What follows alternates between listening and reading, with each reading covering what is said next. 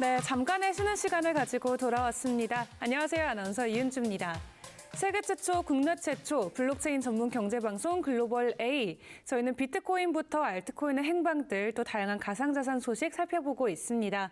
매일 아침 8시에서 12시까지 4시간 동안 생방송으로 진행하고 있고요. 업계에 계신 다양한 전문가 분들과 함께 이 가상자산 시장에 대해서 보다 깊이 들여다보는 시간 갖고 있습니다. 저희 마지막 4부에서는 이승희 편집국장님의 풍문 레이더 시간입니다.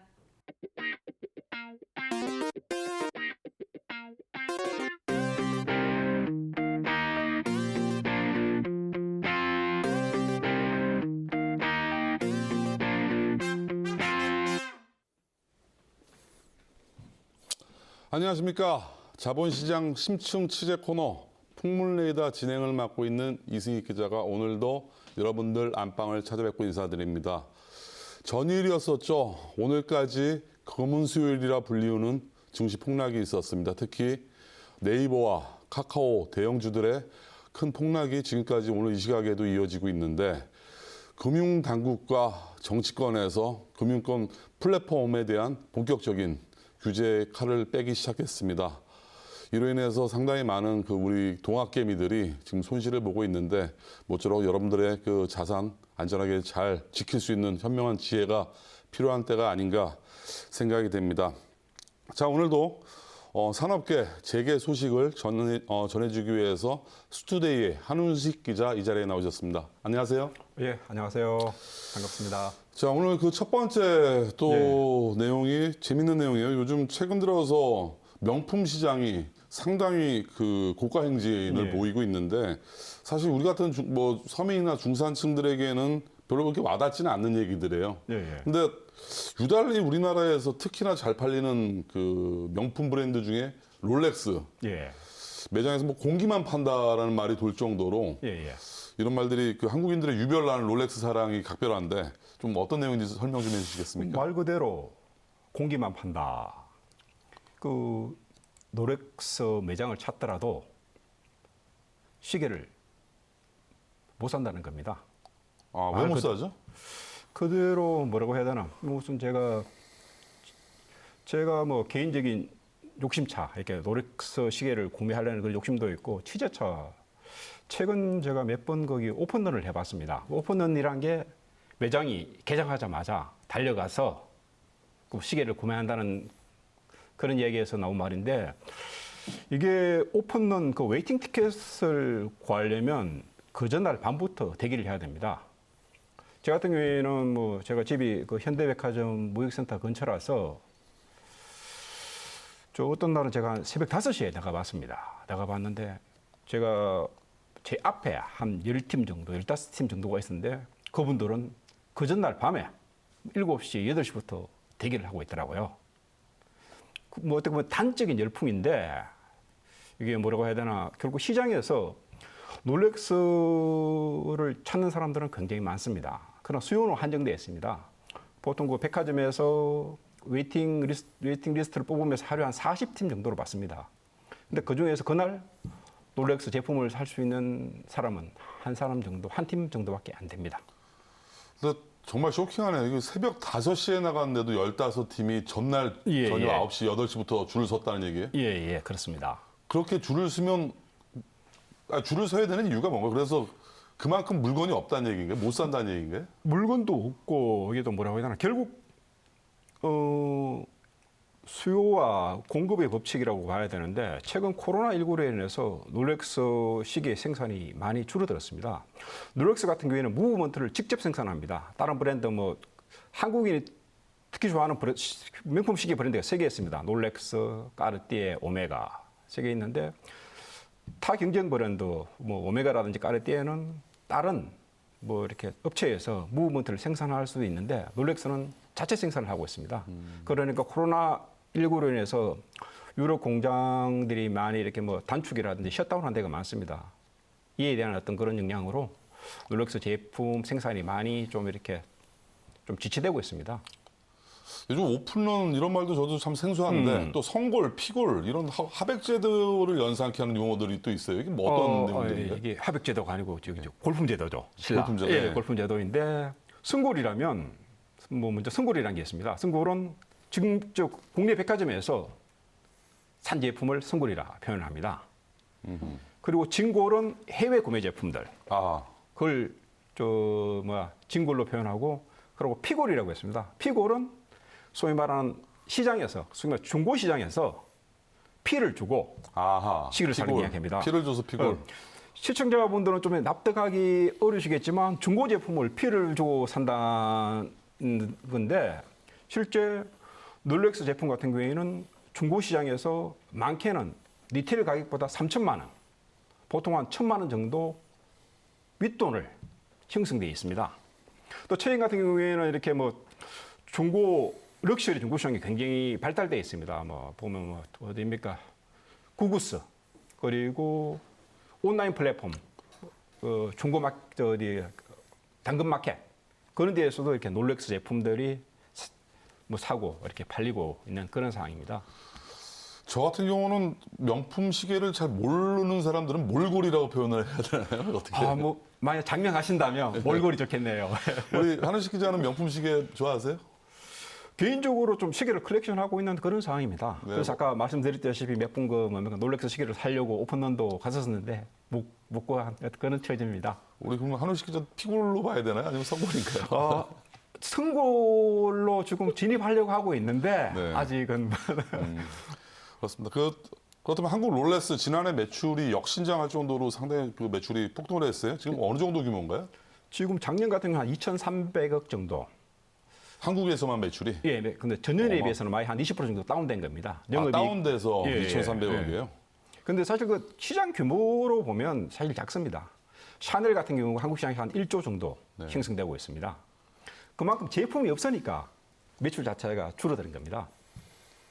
이게 참 그 코로나가 오면서 네. 특히나 부익부 빈익빈 현상이 상당히 양극화가 더 심해진 것 같아요. 예, 예. 자영업자들, 서민들은 상당히 지금 생활고에 시달리고 있는데 명품 시장 이렇게 급등하고 열풍이 부는 이런 사회적 현상 어떻게 해석을 해야 될까요?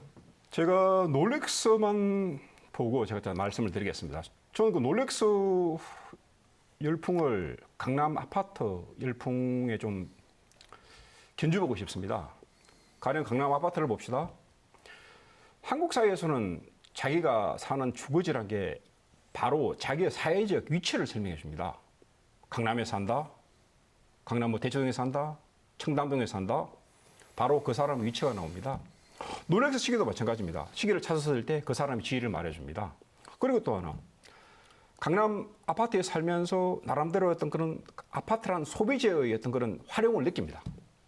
롤렉스 시계도 마찬가지입니다. 차고 다니면서 소비재를 활용합니다. 그리고 마지막으로 아까 말씀드렸듯이 롤렉스 시계는 몇 년 지나면 가격이 뛰어오릅니다. 강남 아파트도 마찬가지입니다. 일종의 명품 재테크의 효과도 있는 그렇죠. 거네요. 예. 다른 시계들은 이렇게 뭐 가격이 오르거나 그러진 않나요? 롤렉스만 그런가요? 한국 시장에서 유독 뭐 소위 말하는 명품 시장에서 소위 말하는 빅3라고 있습니다. 4대 천왕, 파텍 필립, 그리고 오데마 피게, 바샤론 콘스탄틴 이런 시계들이 있긴 있는데 이런 시계들은 살려면 거의 한 5년, 6년 정도 걸립니다. 그러니까 웨이팅을 넣어놔야 됩니다. 가격도 대기가 5, 6년이 걸린다고요? 엄청 사고 비쌉니다. 싶어도? 예, 예. 야, 물량 어마어마하네. 자체가 뭐 롤렉스의 물량만 따진다 하면 10분의 1 정도 수준밖에 안 됩니다. 사실 이러한 3대 천왕 시계들은 일반인들이 접근하기 좀 어렵습니다. 하지만 롤렉스는 대중들이 찾는 명품입니다. 대중들이 다 알고 있고 또 사실 뭐 아까 말씀드린 3대 천왕 시계 같은 경우 아직 대중들이 잘 모르는 시계입니다. 그러니까 롤렉스는 다 알고 있죠. 일반 대중들이. 말씀드렸지만 대중들이 롤렉스를 차면서 나름대로 과시 효과를 누릴 수 있는 그러한 게 있기 때문에 사람들이 롤렉스를 차고 있는 것으로 해석됩니다. 네, 그렇습니다. 그 명품을 좋아하고 구입하는 것은 뭐 개인들의 개인 취향이라고 표현하기 때문에 예. 뭐 저희 방송에서 특별히 지적할 부분은 아니지만 예. 그래도 한 가지 아쉬운 부분들이 있다면 이런 명품을 찾아서 사회적 지위를 확보하는 것보단 그래도 사람 자체가 명품이 돼야 되지 않을까 하는 좀 저만의 좀 생각이 드네요. 예, 저도 예. 같은 생각입니다. 예, 다음 소식 전합니다. 비운의 항태자죠. 롯데그룹 신동주 회장. 롯데가 최근 들어서 유통업계에 지각 변동이 있으면서 롯데그룹이 상당히 좀 그 많은 침체기를 맞이하고 있었는데 다시 경영권 문제, 형제인한 2라운드가 시작될 조짐을 보이고 있다고요? 예, 예, 예. 이게 정확하게 말씀드리자면 신격호 회장이 작년 1월 달에 돌아가셨습니다. 신격호 회장 생전에 롯데 후계 구도를 신 회장께서는 이렇게 일본 롯데는 신동주 회장한테 주고 나머지 한국 롯데는 지금 신동빈 롯데 회장한테 그리고 면세점은 신영자 신재 사장이죠. 그 첫째 딸입니다. 신격호 회장이. 그런 식으로 3분하는 걸로 구조가 그려져 있었는데 지난 2015년이죠. 신동빈 회장이 신동주 회장을 롯데 경영에서 몰아냈습니다. 일종의 또 난이었던 셈이죠. 그러다가 여러 과정을 거치면서 신동빈 회장이 롯데의 경영권을 확보하게 되었습니다. 또 지금 어떻게 보면 그 형제 간의 어떤 그런 다툼인데 신동주 회장, 지금은 SDJ 코퍼레이션 회장입니다. 신동주 회장이라고 표현하겠습니다. 그리고 신동빈 회장, 사실 그 아버지를 많이 닮기는 신동주 회장이 더 많이 닮았습니다. 소위 말하는 관상 보는 사람들이 이야기하길 신동주 회장 같은 경우는 굉장히 좀 이렇게 학처럼 생겼고 굉장히 좀 이렇게 좀 아닙니까 신사적인 그런 측면도 있고 조금 다른 면으로 조금 나약한 그런 면도 있습니다. 또 어떤 관상 보는 사람들의 어떤 그런 의견입니다. 그에 비해서 신동빈 회장 같은 경우는 굉장히 이렇게 뭐 살쾡이상, 고양이상입니다. 그만큼 저돌적이고 좀 욕심이 많다는 거죠. 네, 지금 화면에도 지금 나오다시피 네. 그 롯데그룹의 가계도가 이렇게 나오고 있는데 예. 다시 한번 그 시청자들을 위해서 좀 설명을 다시 한번 좀 부탁드리겠습니다. 지금 신격호 회장은 고인이 되셨고 네. 그- 돌아가신 지가 벌써 한 2년이 되셨죠? 지금 2019년도인가 아니죠. 돌아가셨... 2010년 1월입니다. 2010년이요? 예, 예. 아닙니다. 2019년도 돌아가셨어요. 그러니까 2020년 1월. 예, 2020년 1월. 맞아요. 제가 날짜를 조금 뭐 착각했습니다. 갑자기 너무 10년을 땡겨서 죄송합니다. 돌아가셨는데. 2020년 1월이니까 이제 네. 한번 1년 6개월, 7, 8개월 정도 됐죠. 네. 신격호 회장의 정식으로 결혼한 사람은 노 여사입니다. 네. 노 여사고 지금 일본인 그 시게미스 하스코 씨. 예. 그분하고 지금 옛날 미스로 살아계신가요 지금? 좀 살아계시죠. 아. 자, 근데 롯데그룹 가계도를 보면 항상 세 번째에 나오시는 저분에 대해서 상당히 많은 시청자분들이 관심을 갖게 되는데 서미경 씨, 예, 예. 참 많은 그 일화들이 있었어요. 맞습니다. 뭐 재밌는 에피소드가 좀 있나요?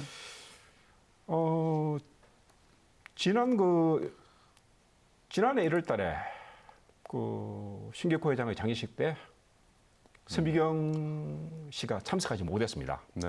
저희 언론에서도 상당히 많은 좀 카메라들이 좀 찾고 그렇죠. 있었거든요. 서미경 여사에 대해서 어떻게 요즘 변해셨을까 궁금증들이 많았는데.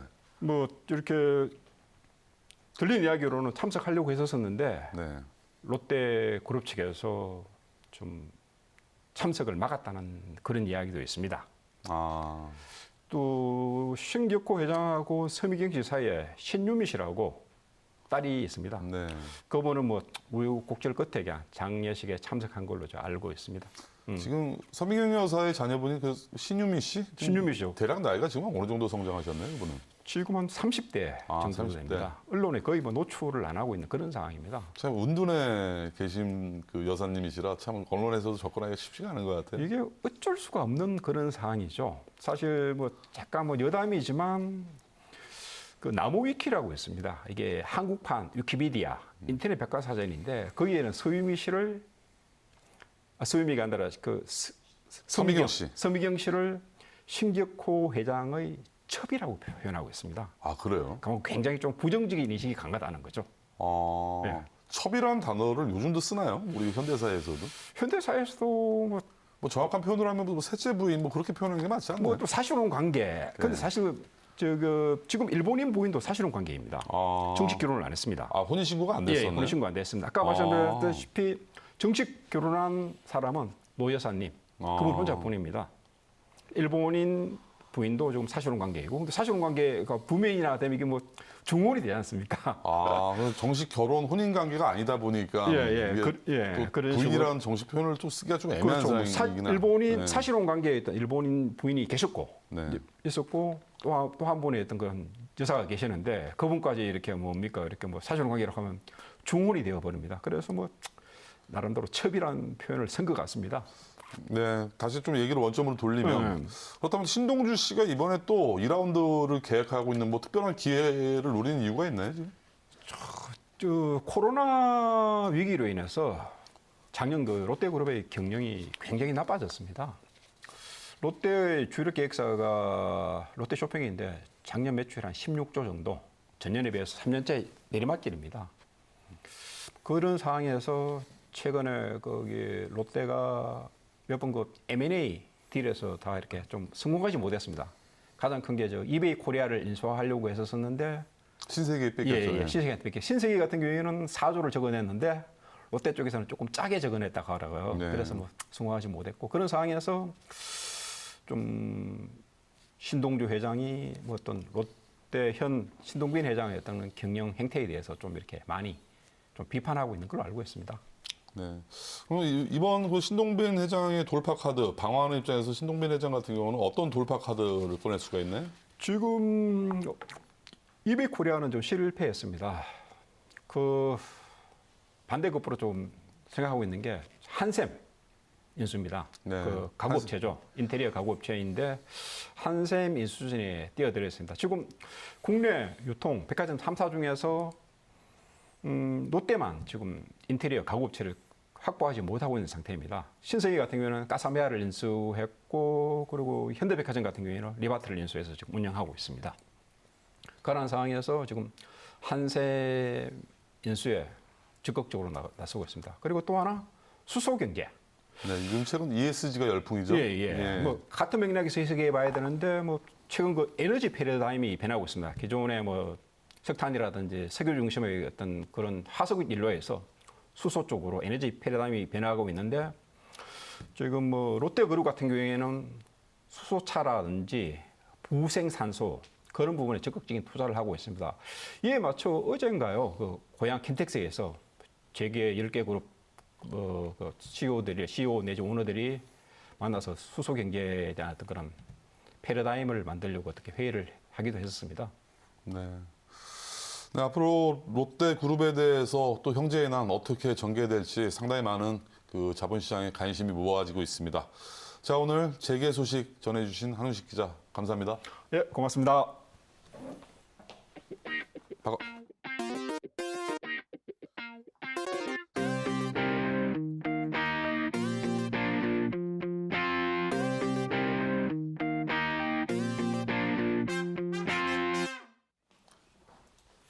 자, 여러분들은 지금 자본시장 심층 취재 코너 풍물레이다를 시청하고 계십니다. 자, 오늘 이 자리는 그 상장기업 증시시장에 대한 주요 이슈들 다루는 코너입니다. 스투데이의 김필주 기자 자리에 함께합니다. 안녕하세요. 네, 안녕하세요. 자, 오늘 또 어떤 증시 이슈들. 아까 저도 인사말에서 말씀을 드렸는데 카카오, 네이버가 어제 오늘 상당히 큰 순환 시대예요. 그 와중에 또 카카오뱅크가 블록딜 대량 주식 매매를 하면서 4거래일 동안 연속 급락세를 보인다고 하네요. 어떤 내용이죠? 네, 카카오뱅크가 지금 연일 주가가 하락하고 있습니다. 지금 현재 시점에서도 72,400원에서 계속 이제 왔다 갔다 하고 있는데요. 최근 카카오뱅크가 이렇게 하락하는 이유는 1개월 기관의 의무 보유 확약 물량이 풀리면서 주가가 떨어지는 중입니다. 현재 의무 보유 확약 물량이 풀리는 물량은 전체 기간 배정 물량에서 약 8.72%로 추정이 되고 있는데요. 이 외에도 11월 8일에는 3개월의 의무 보유 확약이 해제가 됩니다. 이 물량은 전체 확약 물량에서 14.07% 물량이고요. 가장 많은 물량이 풀리는 건 내년 2월 7일입니다. 2월 7일에는 가장 많은 비중을 차지하는 6개월 물량이 시중에 나오는데요. 이 물량은 전체 물량에서 36.81%를 차지하고 있습니다. 제가 카카오뱅크가 상장되는 그 주간쯤에서 상당히 증권사에서 많은 레포트를 냈어요. 상당히 그 고가의 금액에 적극 적인 그 매수를 추천하는 그런 레포트들이 상당히 많이 나왔고 스트롱바이라고 하죠. 몇십만 원, 뭐 30, 40만 원, 50만 원, 심지어 어떤 증권사는 카카오뱅크의 밸류를 너무 높아서 감히 자기가 산정할 수 없을 정도다라고 얘기할 정도로 애널리스트들이 카카오뱅크의 밸류에이션을 높게 잡았는데 이게 참 어이없게도 계속 지금 오늘 거래 가격들이 보니 7만 원대예요. 네, 너무 많이 맞습니다. 좀 떨어졌는데 참 이게 너무 많은 개인 투자자들이 지금 손실을 보고 있죠. 앞으로 그 카카오뱅크가 코스피 200 신규 편입이 되면 뭐 어떻게 다시 좀 오를 수 있는 여지들이 많이 있나요? 카카오뱅크가 이제 코스피 200에 편입된다는 내용이 이제 확정이 됐죠. 하지만 업계 관계자들은 주가가 더 하락할 것으로 전망을 하고 있습니다. 아하. 그 이유는 코스피 200 구성 종목이 바로 공매도에 해당되기 때문이죠. 공매도를 또 할 수가 있다는 단점이 있네. 코스피 200에 편입이 되면. 네, 맞습니다. 네. 현재 대차 잔고는 적은 수준이지만 이 편입일이 가까워질수록 그 대차 잔고의 액수가 상당하게 늘어나고 있는 모습입니다. 공매도라는 거는 아시다시피 내려갈 걸 예상해서 주식을 빌려서 판 뒤에 실제로 주가가 내려가면 이를 싼 가격에 사들여서 이 차익을 보는 형태지 않습니까? 그러다 보니까 코스피 200에 들어가면서 이 공매도 우려가 점점 현실화되고 있는 상황입니다. 그렇다면 거꾸로 우리가 해석은 또 카카오뱅크가 지금 현재 상당히 고평가돼 있다라고도 볼 수 있는 시각인가요? 예, 고평가 논란이 현재 진행 중에 있습니다. 그 이유는 카카오뱅크가 금융업종 중에서 밸류에이션이 독보적으로 높다라고 현재 판단을 하고 있는데 그 두 가지 지표는 PER과 PBR입니다. 현재 카카오뱅크의 12개월 선행 주가 수익 비율, 그러니까 PER은 123배에 달합니다. 이 비율이 은행업종 평균 12개월 선행 PER에 비해서 상당히 높은 수준인데 은행업종 평균은 현재 4배입니다. 이 4배인데 123배이기 때문에 상당히 높은 수준이고요. PBR도 상당히 높은 수준에 지금 기록이 되고 있습니다. 보시는 바와 같이 카카오뱅크의 지난해 기준 PBR은 11.78배입니다. 참고로 쉽게 말씀드리면 PBR이 높을수록 좋은 건가요? 아닙니다. PBR이 높을수록 상당히 높게 평가가 되고 있다는 거죠. 고평가가 됐다. 예, 고평가가 되고 있는 겁니다. 그럼 그 그림에서 보는 바와 같이 KB금융이라든가 대부분 금융회사들이 0.5를 넘지 않고 있네요. 예, 맞습니다. 상대적으로 상당히 저평가돼 있다는 또 얘기가 되겠네요. 네, 맞습니다.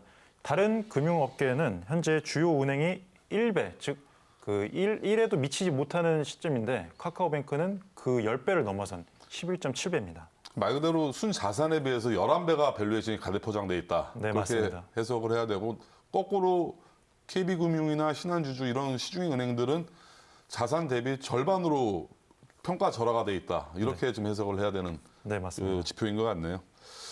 네, 앞으로 카카오뱅크 상당히 많은 그 금융은행계에 그 큰 혁신을 불러일으키고 상당히 큰 금융권의 천하통일을 할 것이다라는 예상들이 많이 모아지는 반면에 또 한편으로는 너무 많은 고평가, 지금 현재 논란에 같이 휩싸이고 있습니다.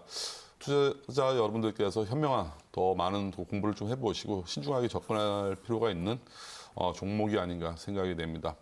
또 이와 맞물려서 최근 한 달 사이에 상당히 뭉탱이 자금이 공모주 시장에서 빠져나갔네요. 또 이런 또 공모주 시장이 상당히 핫했는데 요즘 들어서 좀 찬바람이 불고 있나요? 네, 맞습니다. 한동안 공모주 펀드가 관심이 상당했죠. 하지만 크래프톤과 카카오뱅크 등 대형 기업 공개가 이제 기대로 자금이 몰렸지만 최근에는 자금이 많이 빠져나가고 있는 모양새입니다. 현재 7일 펀드 평가사 FN가이드에 따르면 지난 8월 공모주 펀드에서 1,937억 원의 자금이 빠져나갔습니다. 올해 공모주 펀드에서 자금이 순유출된 것은 이번 8월이 처음인데요.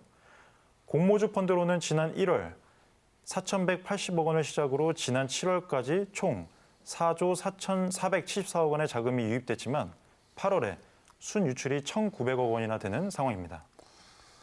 앞으로 그 공모주 시장에 이렇게 자금들이 유출이 됐다면 다시 또 재유입될 시점 어느 정도로 보세요, 전망은? 업계 관계자는 9월과 10월에 다시 좀 자금이 유입될 것이라고 보고 있는데요. 그 이유는 카카오페이나 LG에너지솔루션 그리고 현대중공업 또 초대어들이 기다리고 있네요, 가을경에. 네, 맞습니다. 그렇게 굵직한 기업들이 또 지금 상장을 추진 중에 있기 때문에 다시 이 자금이 재유입될 전망도 현재 나오고 있는 상황입니다. 지금 시중의 자금이 사실 부동산도 너무 오르고 갈 곳이 없어요. 이 공모주 시장으로 상당히 자금이 많이 몰리는 큰 흐름은 변함이 없는 것 같네요. 네, 맞습니다. 뭐 일시적인 현상 이렇게 해석을 해도 되겠습니까? 예, 업계에서는 8월 유출세가 이렇게 전환된 게 수익 성과가 좋았기 때문에 이걸 차익 실현 목적으로 나갔다라고 판단하는 분들도 있습니다. 그래서 다시 9월과 10월에는 이 자금 추이를 확인을 해봐야 될 것 같습니다. 네, 다음 소식은 NC소프트 게임 회사죠. 주가 부양을 위해서 자사주 매입을 했음에도 불구하고 52주 신저가를 기록한다고 하는데 뭐 특별한 이유가 있나요? 예, NC소프트가 최근에 불소, 즉 블레이드 앤 소울 2라는 게임을 출시했죠. 이 게임은 사전 예약자만 746만 명이 몰렸습니다. 그래서 리니지 2M의 기존 기록을 넘어서는 등 아주 큰 기대를 모았는데요. 그러나 막상 뚜껑을 열어보니까 지나친 과금, 즉 게임 이용자가 돈을 많이 지불해야 이 게임에서 좀 더 유리한 그 고지를 점할 수 있는 비즈니스 모델이 있다는 게 큰 참패의 원인이었습니다. NC소프트는 게임 내에서 돈을 많이 쓸수록 게임 진행이 유리해지는 이런 과금 방식을 선택하다 보니까 이들이 게임 이용자 사이에서 사행성 논란과 반발을 불러서 흥행의 실패로 이어졌습니다. 그렇다면 뭐 이런 좀 사업적인 부분에서 악재가 계속 이렇게 이어지고 있는데 회사 입장에서는 계속 자사주를 매입하겠다는 입장인가요? 네, 맞습니다. NC소프트는 7일 자사주 매입을 밝혔는데요. 자사주 30만 주, 즉 1,899억 원을 취득할 예정이라고 공시한 바 있습니다. 네. 향후 주가가 그러면 어느 정도 하방 경직성이 좀 생기면서 좀 주가가 좀 안정세를 볼 수가 있을까요? 계속 추가 하락이 있을 것이라 보세요. 현재 다양한 증권사 레포트에서는 목표가 하락을 낮추고 있습니다. 기존에 130만 원이나 105만 원, 130만 원 이렇게 높은 목표가를 정했지만 현재는 80만 원대로 대부분 목표 주가를 낮춘 상황입니다. 네. 그 이유는 이제 지나친 과금 비즈니스 모델 때문에 많은 사람들이 이탈을 하고 또 리니지 W의 초기 성과 확인 전까지는 기업 가치가 현재 수준에서 정체될 것이라고 보기 때문에 많은 증권사에서 이 목표 주가를 낮춘 상황입니다. 네. 자, 다음 또 메디콕스, 과거 중앙오션이었었죠. 해운 선박 주요 그 기술력이 있는 그 납품 회사였었는데 사명을 메디콕스로 바뀌면서 바이오 회사로 상당히 빠른 속도의 그 사업적인 성과를 이루고 있다고 하는데 최근에 운용 자금을 조달하기 위해서 바이오 사업에 투자를 하기 위해서 유상증자를 결정했다고 합니다. 유상증자 규모 또 어떤 용도로 쓰이는지. 네, 메디콕스가 유상증자를 발표했는데요. 운영자금 약 150억 원을 조달하기 위해서 3자 배정 유상증자를 결정했습니다. 주당 1,457원에 빅뱃을 1호 조합을 대상으로 유상증자를 진행했는데요. 신주 납입일은 10월 8일, 상장 예정일은 10월 22일로 예정되어 있습니다.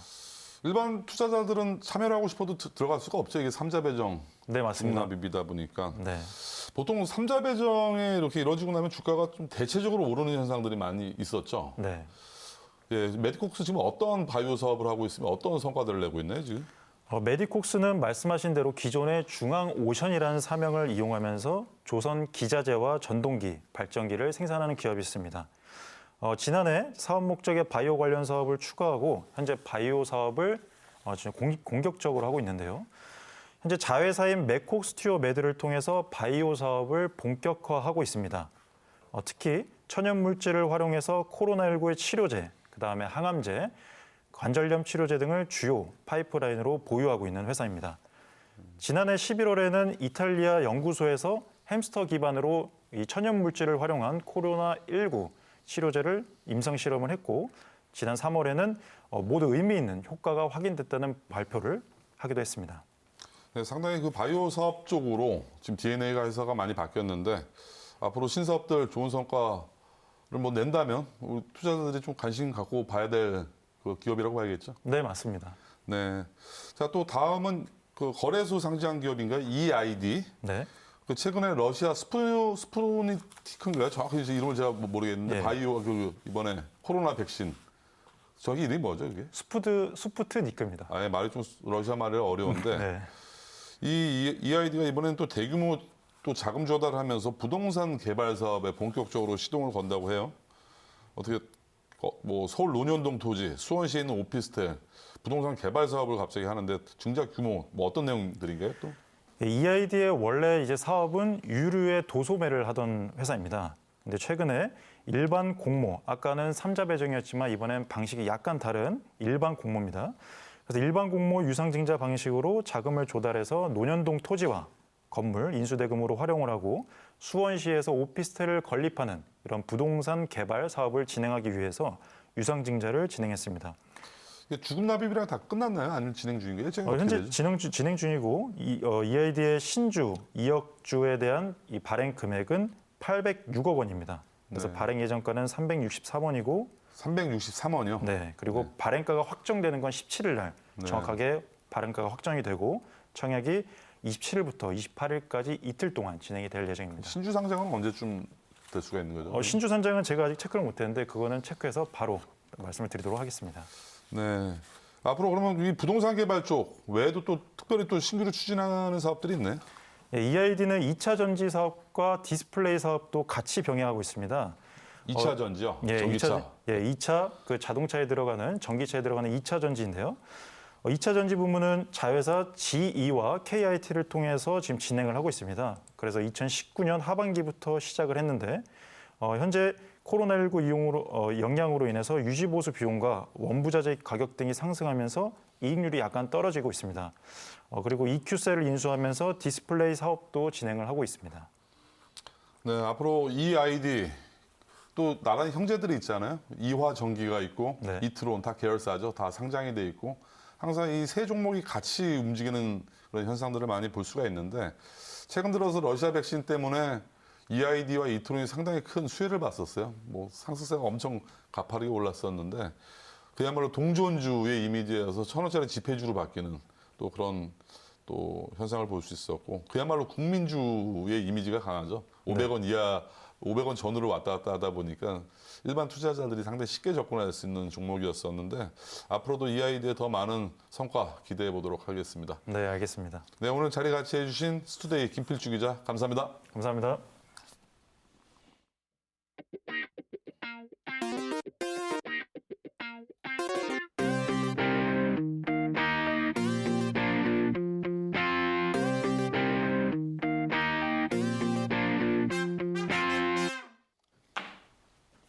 자, 여러분들은 지금 자본시장 심층 취재 코너 오늘은 암호화폐 전문위원 김영석 스투데이 위원 모셨습니다. 안녕하세요. 안녕하세요. 네, 오늘 이 블록 위클리 순서에서는 뭐 암호화폐 시장 돈 놓고 돈 먹는 도박판이라는 주제를 상당히 좀 자극적인 제목으로 오늘 이 자료를 준비해 주셨는데 네. 투자자들 많이 불안해요. 지금 이제 9월 24일 상당히 많은 또 거래소들이 퇴출이 될 위기에 있고 예. 본인이 갖고 있는 코인들 같이 덩달아 상장 폐지가 된 것이 아니냐. 어쩌다 이렇게 암호화폐 걸어서 투기판으로 전락이 됐습니까? 사실 2017년 말 그리고 2018년 초에 대한민국에 본격적으로 암호화폐 열풍이 불기를 시작을 했죠. 그때 이후로 사람들이 암호화폐에 투자를 하고 이른바 돈이 복사된다라고 하죠. 그런 거를 한번 경험을 하다 보니까 내가 지금 이렇게 일을 열심히 할 게 아니라 차라리 비트코인이라든지 이런 코인에 투자를 하자라는 생각을 하다 보니까 지금 여기까지 오게 된 것 같습니다. 참 안타까운 현상이에요. 이게 특히 2030이라고 하는 MZ 세대들이 뭐 취업난, 그다음에 부동산 급등 이런 현상에 상대적인 박탈감이 커지면서 젊은 층들의 그 암호화폐 시장으로 상당히 많은 자금이 이동을 했는데 이들 젊은 친구들이 많은 수익을 보지는 못했죠. 아무래도 젊은 친구들 저도 동일한 예시가 있기는 하지만 2030 세대에서 비트코인으로 반대로 수익을 많이 본 사람들도 있습니다. 하지만 아무래도 암호화폐라는 시장이 생긴 지가 얼마 안 되었고 그리고 이러한 투자자들에게도 굉장히 생소한 시장이기 때문에 암호화폐에 투자를 해서 큰 돈을 벌었다, 큰 수익을 얻었다라는 사람은 극히 일부분에 불과한 상황입니다. 네. 지금 주요 그 양대축이죠. 빗썸, 그다음에 업비트 암호화폐 거래소에 현재 상장돼 있는 코인의 수가 상당히 많다고 하는데 예. 이 코인들이 많이 상장되면 문제점들이 또 부작용들이 있나요? 아무래도 거래소에 코인이 상장이 많이 되게 되면은 크게 한 3가지 정도 문제가 있다고 볼 수가 있어요. 일단은 첫 번째로 거래소에서 관리를 할 수 있는 코인의 개수는 한정되어 있습니다. 결국에는 거래소에서 상장이 되어 있는 코인 혹은 상장을 할 코인 그리고 앞으로 거래를 중지하고 상장 폐지를 할 코인 이런 부분에 대해서 거래소 차원에서 직접 관리도 하고 사후 관리를 하고 조치를 취해야 되는데 특히 최근에는 또 코로나19 영향으로 인해서 그런 물리적인 그런 자원이 많이 부족한 상황이죠. 근데 이 상황에서 계속해서 코인이 상장이 된다? 예를 들어서 빗썸 같은 경우에는 2014년에 총 8개를 들고 시작을 했습니다. 그리고 업비트 같은 경우에는 2017년에 워너마켓에 비트코인 딱 1개 있었어요. 근데 지금은 업비트 같은 경우에는 143개, 그 빗썸 같은 경우에는 111개, 114개 정도 상장이 되어 있는데 이 수많은 코인들을 직접 관리하기가 아무래도 어렵다라는 얘기입니다. 네. 그럼 어떻게 어느 정도 거래소에서 좀 유지가 돼야 되는 최소한의 뭐 코인 개수라든가 아니면 맥시멈 코인 개수 뭐 그런 게 좀 밴드가 있나요? 사실 그런 거는 거래소가 직접 뭐 관리를 열심히 뭐 하고 안 하고에 따라서 갈리는 문제이긴 한데 예를 들어서 중국의 뭐 최대 거래소인 바이낸스 같은 경우에는 상장되어 있는 코인이 훨씬 더 많습니다. 하지만 이렇게 바이낸스에 상장되어 있는 코인들이 원활하게 유지가 되고 또 투자자들이 원활하게 투자를 할 수 있었던 데에는 바이낸스에서 그만큼 투자를 했기 때문이에요. 네.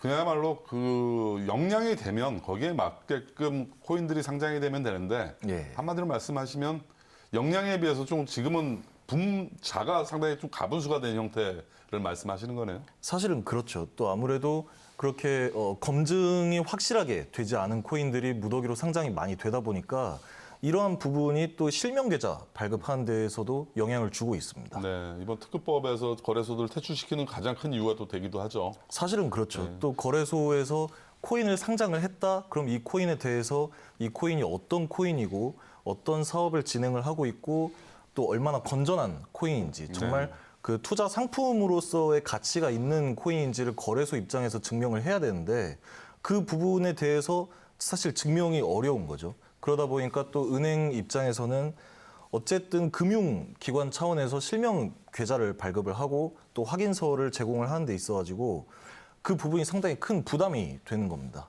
네. 그래서 그 부분에 대해서는 거래소가 어느 정도는 좀 해결을 하고 그리고 투자자들에게 안심을 시켜줘야 되는 역할이 맞는 거죠. 예, 코인 상장에 대한 상당히 명확한 기준과 잣대가 있어야 된다는 말씀이신 거죠. 네, 또 그 외에 또 상장이 된 또 이후 또 유통 단계에서는 네, 네. 급등락하는 종목들이 상당히 많이 또 속출하고 있는데 이런 현상 어떻게 뭐 의미하는 바가 있나요? 사실 급상승 종목들을 투자자들이 관심을 많이 가지고 있습니다. 투자자들이 본인이 산 코인이 본인이 가지고 있는 보유하고 있는 코인이 뭐 하루에도 200%, 300% 상승해 주기를 바라고 있고 그리고 아무래도 투자자들이 암호화폐 시장에 대해서 아직 익숙하지가 않다 보니까 스스로 양질의 코인을 분별해내는 데 있어서도 문제를 조금씩 겪고 있습니다. 그러다 보니까 이른바 도박판이라는 말도 나올 정도로 사람들이 딱히 명분이 없음에도 불구하고 일단 사고 보는 거죠, 코인을. 그냥 그야말로 묻지마 투자네요. 그렇죠. 저희 같은 사람들도 이 방송을 암호화폐 방송을 진행하지만 백서를 네. 봐도 모르겠어요. 너무 그 양이 많고 정말 옥석 가리기가 쉽지가 않은데 네. 이렇게 코인을 선택하는 데 있어서 가장 중요하게 우리가 좀 판단해야 될 몇 가지 좀 팁을 알려주실 수 있으세요? 사실 저도 뭐 백서를 많이 읽어봤지만 그 백서상에 나와 있는 사업들이 실제로 실현이 될 거라고 생각을 하고 있지는 않습니다. 어디까지나 일단 코인의 백서라고 하는 것은 일반적으로 보통 거래소에서 투자자들이 구매를 하는 코인에 대해서는 코인이 아니라 토큰이라고 얘기를 합니다. ERC20 기반을 주로 많이 쓰죠. ERC20 기반으로 토큰을 발행을 해서 거래소에 상장을 하고 사람들에게 백서를 통해서 이 코인은 어떤 코인입니다. 앞으로 어떤 사업을 진행을 해 나갈 것입니다라는 것을 소개를 하는 거예요. 그렇게 해서 사람들이 토큰을 많이 구매를 하고 재단에 어떤 자금력이 확보가 되게 되면은 그 자금을 가지고 실제 백서상에 나와 있는 로드맵을 따라서 사업을 진행을 하게 됩니다. 그렇게 해서 잘 되면 또 나중에 메인넷을 통해서 코인으로 이 토큰을 전환을 하게 되죠. 그래서 투자자들이 사실 굉장히 또 잘 살펴봐야 되는 부분이 백서입니다. 네. 백서를 한번 쭉 읽어보고 이게 얼마나 현실적인 얘기인지 그리고 백서뿐만이 아니라 뭐 네이버라든지 구글 이런 곳에 검색을 통해서 지금 이 재단에서 하겠다라는 이런 사업이라든지 재단에서 개발하려고 한다라는 기술 등이 실제로 현실 가능성, 실현될 가능성이 있는지에 대해서 한번 좀 스스로 잘 따져보는 것도 중요하다고 할 수 있겠습니다. 네, 그 말씀 중에 코인과 토큰이라는 그 용어가 나왔는데 네. 잘 모르시는 분들을 위해서 좀 차이가 뭔지 좀 설명해 주실 수 있나요?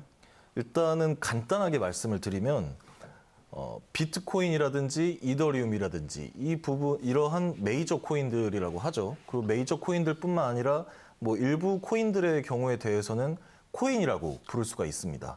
이 코인들을 코인이라고 부를 수 있는 이유는 토큰의 상태가 아니라 자체적인 플랫폼을 가지고 그 자체적인 플랫폼 상에서 어떤 결제 수단이라든지 아니면 이용할 수 있는 수단으로서 만든 일종의 화폐, 진짜 화폐가 되는 거죠. 플랫폼 토큰의 상에서. 상태라는 게 뭘 의미하시는 거죠? 토큰 같은 경우에는 일단은 그 가치를 부여하는 데만 집중이 되어 있다고 생각을 하시면 될 것 같습니다. 가치가 저장돼 있지만 유통의 기능은 없다. 예, 뭐 그렇게 유통도 하려면 할 수가 있죠. 할 수가 있고. 할 수 있는데 네. 보통 토큰을 발행을 하는 이유는 예전에 2017년 그리고 2018년에 ICO 열풍이 불었었죠. 네. 그랬더니 좀 기술이 있고 아이디어가 있는 회사 같은 경우에는 너도 나도 사업을 하고 싶은 겁니다. 암호화폐 사업을. 네. 그렇기 위해서는 사실 굉장히 많은 자본과 인력, 노동력이라든지 그런 인프라가 굉장히 많이 필요로 해요. 네. 그래서 그 부분에 대해서 우선 토큰을 판매를 해서 자금을 조달을 하는 용도로 쓰기 위해 토큰을 먼저 발행을 하고 그 토큰이 판매됨에 따라서 실제적으로 사업을 진행을 하거나 아니면은 목표한 기간까지 목표했던 금액이 조달되지 않을 경우에는 해당 금액을 전부 환불을 해주는 방법으로 사업을 진행을 많이 하고 있습니다. 예, 그럼 보통 토큰을 발행한 상태에서 그거를 뭐 발판으로 코인을 발행하는 뭐 그런 개념인 건가요? 아니면 토큰 따로 코인 따로 개념인가요?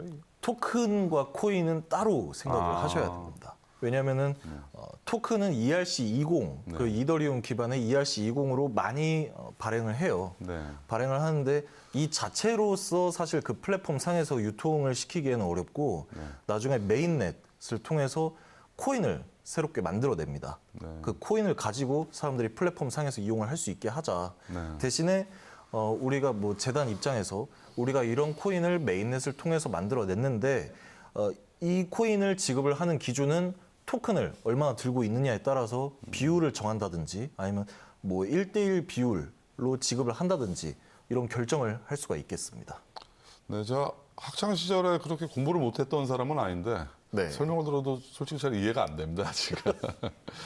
예, 앞으로도 전문 우리 암호화폐 용어에 대해서 네. 좀 쉽게 풀이를 해줄 수 있는 그런 한 번씩 시간을 좀 만들어 주실 필요가 있을 것 같아요. 이게 네. 암호화폐를 투자하시는 분들이 대부분 백서를 거의 저처럼 보질 않아요. 그렇죠. 용어를 잘 모릅니다. 예. 이런 부분들에 대해서 우리가 좀 쉽게 좀 접근하고 이해할 수 있게끔 좀 좋은 한번 자리를 만들어 주셨으면 좋겠다는 생각도 드네요. 네.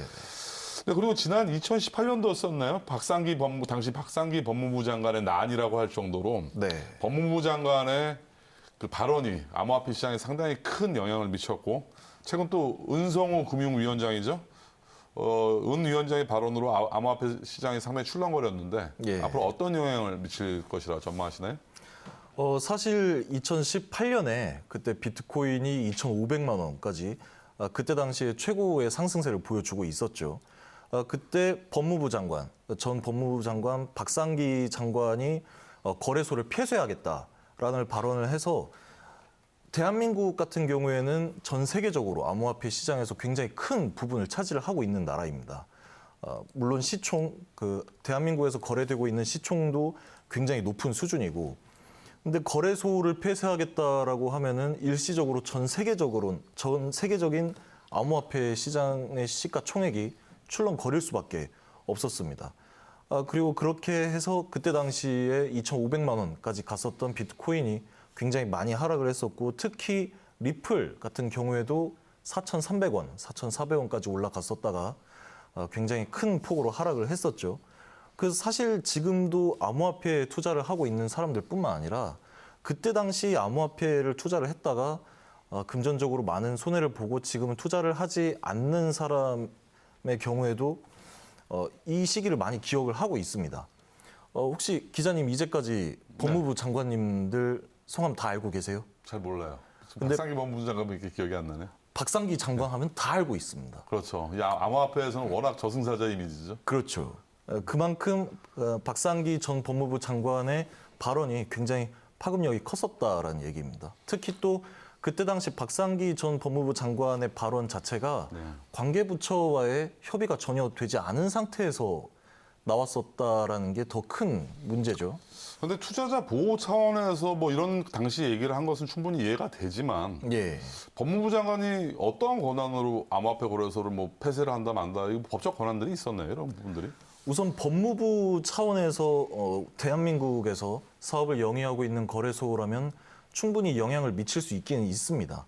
하지만 그것도 어디까지나 관계 부처하고 충분한 협의를 통해서 그렇죠. 그리고 거래소와의 뭐 면담을 한다든지 아니면 투자자의 의견을 적극 수렴을 한다든지 이렇게 했을 때 좀 체계적으로 그런 발언을 했다라거나 어떤 거래소 폐쇄를 또 하겠다라고 하면 그런 계획을 세웠으면 좋았을 텐데 그게 좀 많이 아쉬운 점이었죠. 네, 그럼 지금은 어떻습니까? 은성우 위원장의 입장은 어때요? 일단 은성수 위원장이 발언을 한 요지 자체가 암호화폐 거래를 진행을 하고 있는 사람들에 대해서 어린이들이나 할 짓을 하고 있다라고 폄하를 한 적이 있습니다. 높은 자리에 가 계신 분들은 대부분 다 이 암호화폐 거래에 대해서 상당히 부정적인 시각이 계속 유지가 되나 봐요. 사실 또 모르죠. 네. 비단 제가 은성수 위원장님을 말씀드리는 게 아니라 일단은 본인이 하고 계시는 뭐 책무라든지 그런 뭐 입장에서는 이렇게 말씀을 하실 수 있어도 사실은 암호화폐에 대해서 굉장히 뭐 지대한 관심을 가지고 계실 수도 있겠죠. 네. 예, 근데 우리나라에 암호화폐에 투자를 하고 있는 투자자들이 총 약 600만 명입니다. 아, 그렇게 많아요, 벌써? 예, 600만 명 정도가 된 사람을 갖다가 어린이라고 표현을 한다라고 하면은 좀 많이 아쉬운 상황이죠. 지금은 법무부 장관이 박범계 법무부 장관이신데 또 네. 이분은 좀 스탠스가 어떤 입장인가요? 박범계 법무부 장관? 일단은 박범계 법무부 장관뿐만 아니라 전체적으로 암호화폐에 대해서 좀 새롭게 좀 정부 차원에서도 입장을 취하려고 하고 있습니다. 네. 그 쓰신 전에 제가 칼럼을 봤는데 네. 영화 내 머릿속에 지우개에 나오는 대사를 인용하셨더라고요. 네, 네. 그게 어떤 내용이었었죠? 그 대사가? 그 뭐 대사 내용 자체만 말씀을 드리자면 네. 뭐 돈 놓고 돈 먹기 예. 지나가는 개도 다 맞춘다. 예. 그러면서 그 당시에 왕을 뭐 맞춰라 뭐 그런 얘기가 있었는데 카드 3장을 가지고 네. 이렇게 뭐 도박판처럼 그런 놀이를 하는 네네. 와중에 이제 왕을 찍으라고 하는 거예요. 그 왕을 찍으라고 했을 때 그 중에 하나를 찍는 건데 사실 이 부분이 지금 암호화폐 시장에서도 많이 좀 적용이 되고 있는 말이 아닌가라고 생각을 하고 있습니다. 네. 투자자 입장에서는 돈을 벌고 싶죠. 암호화폐에 투자를 해서 벌고 싶은데 어떤 코인이 또 급하게 상승을 할지 어떤 코인이 하락을 할지 전혀 알 수가 없는 상황이기 때문에 이른바 뭐 하루아침에 300%, 400% 정도 이렇게 상승할 수 있는 그런 왕을 네. 찍고 싶어하는 그런 심정을 좀 대변을 했다고 할 수가 있겠습니다. 네, 정확한 그 비유가 참 사례 참 와닿는 대사였던 것 같아요. 예. 자, 오늘 날카롭게 암호화폐 거래소 업계에 대해서 신랄한 비판을 해주신 우리 스투데이의 김영석 전문위원 자리해 주셔서 감사합니다. 예, 감사합니다. 제 전일 오늘 또 코로나 확진자 수가 2,000명을 또 넘어섰습니다. 10월이면 위드 코로나를 빨리 우리가 볼 수 있지 않을까 생각을 했는데 아직까지 우리가 안심을 할 수 없는 그런 또 시기가 아닌가 생각됩니다. 모쪼록 여러분들 건강 유의하시고 코로나 조심하시고 하루빨리 위드 코로나 올 수 있는 그 시기가 왔으면 하는 바람입니다. 끝까지 시청해 주신 여러분 감사합니다.